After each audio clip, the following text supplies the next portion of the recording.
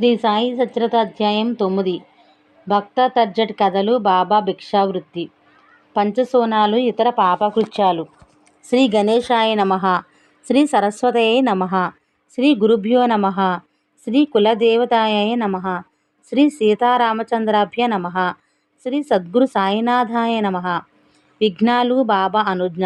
బాబా అనుజ్ఞ లేకుండా ఎవరైనా షిరిడీ నుండి తమ ప్రాంతాలకు బయలుదేరి వెళ్తే వారు విఘ్నాలను కోరి కోరి ఆహ్వానించిన వారవుతారు.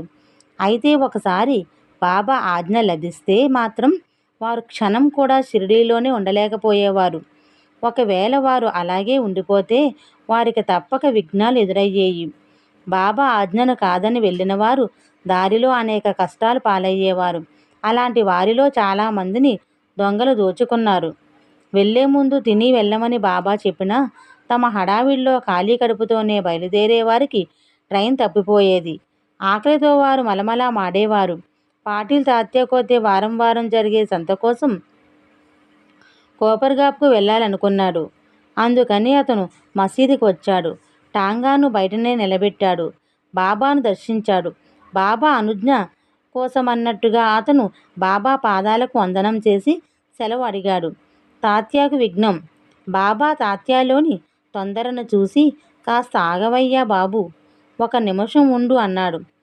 సంత విషయం చాలా ఉందని, అలా ఉందని తర్వాత వెళ్ళవచ్చులే, ఇప్పటికి మాత్రం ఊరి వదిలి బయటకు వెళ్ళకు అని చెప్పారు.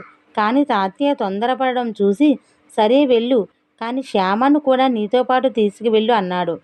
శ్యామ అవసరం ఏముంది అనుకున్నాడు తాత్య. బాబా సలహాను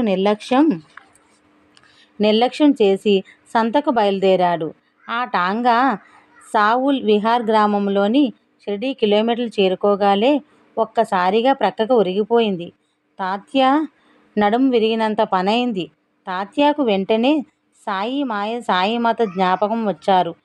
నేను సాయి మాటలు గనక వినియుంటే ఈ ప్రమాదం జరిగేదే కాదు కదా అని అతను తను తాను నిందించుకున్నాడు. మరొకసారి అతను కొల్లార్ గ్రామానికి వెళ్ళడానికి సిద్ధమై వచ్చాడు. బాబా నుండి స్పష్టంగా అనుమతి రాకపోయినా అతను ప్రయాణమయ్యాడు. అతని టాంగా దారిలో ఒక తుమ్మ చెట్టుకు గుద్దుకుంది, విరిగి నేల కూలింది. అలా అతను ప్రమాదానికి లోనయ్యారు. ఆంగ్లేయునికి విఘ్నం. ఒకసారి బొంబాయి నుండి ఒక ఆంగ్లేయ పెద్ద మనిషి బాబా దర్శనం కోసం షిరిడీకి వచ్చాడు. బాబాకి ఇష్టం లేకపోతే ఆ మసీదుకు మెట్లు ఎక్కడం, బాబాను తృప్తితీరా దర్శించడం ఎంత కష్టమో ప్రతి ఒక్కరికి అనుభవమే. ఈ ఆంగ్లేయుడు మసీదు మెట్లు ఎక్కడానికి 3 మార్లు ప్రయత్నించాడు. కానీ విఫల మనోరథుడయ్యాడు. అతను మానసికంగా ఎంతో వ్యధ చెందాడు. అతను మసీదు క్రింద సభామండపంలో ఉండాలన్నదే బాబా సంకల్పం. అతనికి ఇష్టమైతే అతని పక్కనే కూర్చొని తన దర్శనం చేసుకోవచ్చనని బాబా తలంపు. అంతేగాని అతను పైకి రావటం బాబాకు అసలు ఇష్టం లేదు. అందుకని ఆ పెద్ద మనిషి ఇంటికి తిరిగి వెళ్ళిపోవాలనుకున్నాడు. బాబా నుండి సెలవు తీసుకోవడానికి మండపానికి వచ్చాడు. అదేమిటి, రేపు వెళ్ళవచ్చు కదా, అంత తొందర ఏమిటి అన్నాడు అతనితో బాబా. అక్కడే ఉన్న భక్తులు బాబా అనుమతి లేకుండా వెళ్ళిన దారి కష్ట నష్టాల గూర్చి అతనికి వివరించారు. అతన్ని వెళ్లకుండా ఆపడానికి ఎంతో ప్రయత్నించారు.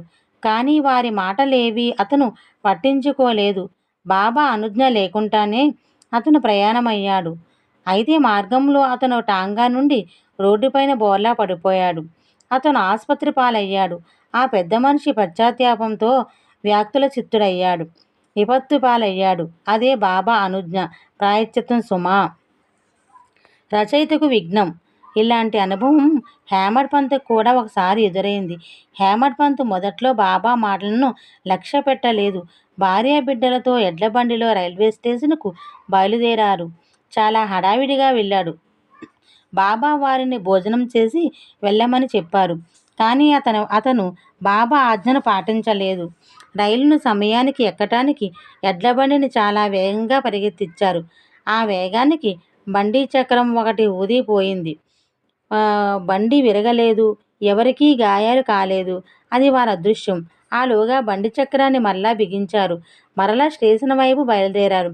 అయితే వారు స్టేషన్ చేరేసరికి వారు ఎక్కవలసిన రైలు ఎప్పుడో వెళ్ళిపోయింది. వారు ఒక భోజనశాలలో తినవలసి వచ్చింది. 2వ రైలు వచ్చేదాకా ఆగవలసి వచ్చింది. గృహస్థుని ధర్మం. సంవత్సరాల తరబడి బాబా భిక్షావృత్తిని అవలంబించాడు. బాబా అలా భిక్షావృత్తిని అవలంబించి గృహస్థులకు వారి ధర్మాన్ని నిర్వర్తించే అవకాశం కల్పించేవాడు. అలా సాధువులకు భిక్ష పెట్టడం గృహస్థులకే శ్రేయస్కరం. వాక్కాయ చిత్తవాతాలను సాయి పాదాల్లో సమర్పించుకునే అనన్య భక్తులంటే సాయికి ఎంతో ప్రీతి. గృహంలో పండిన ఆహారాన్ని గృహస్థుడు ముందుగా యతి బ్రహ్మచారి రూప అగ్నికి ఆహుతి ఇవ్వాలి. అదే గృహస్థాశ్రమ ధర్మం. అలా కాక ఇలా ముందుగా అగ్నికి ఆహుతి ఇవ్వకుండా గృహస్థుడు భోజనం చేస్తే అతనికి ఎంతో పాపం చుట్టుకుంటుంది. భిక్షాన్నానికి అర్హులు. చాలా బాబా గృహస్థుడు కాడు, వానప్రస్థుడు కూడా కాదు. బ్రహ్మచారిగానే బాల్యంలోనే సమీపించాడు. ఇలాంటి యతివరులకు భిక్షాన్నమే ప్రశస్తం. అఖిల విశ్వమే తన గృహంగా భావించేవారు. ఇలాంటి వాడే భిక్షాన్నానికి పూర్ణ అధికారి.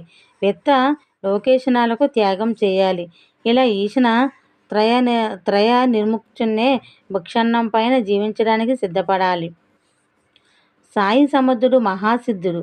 అశాబద్ధులం అయిన మనకు అతని సత్పదాల్లో అనన్యభక్తి ఉండదు.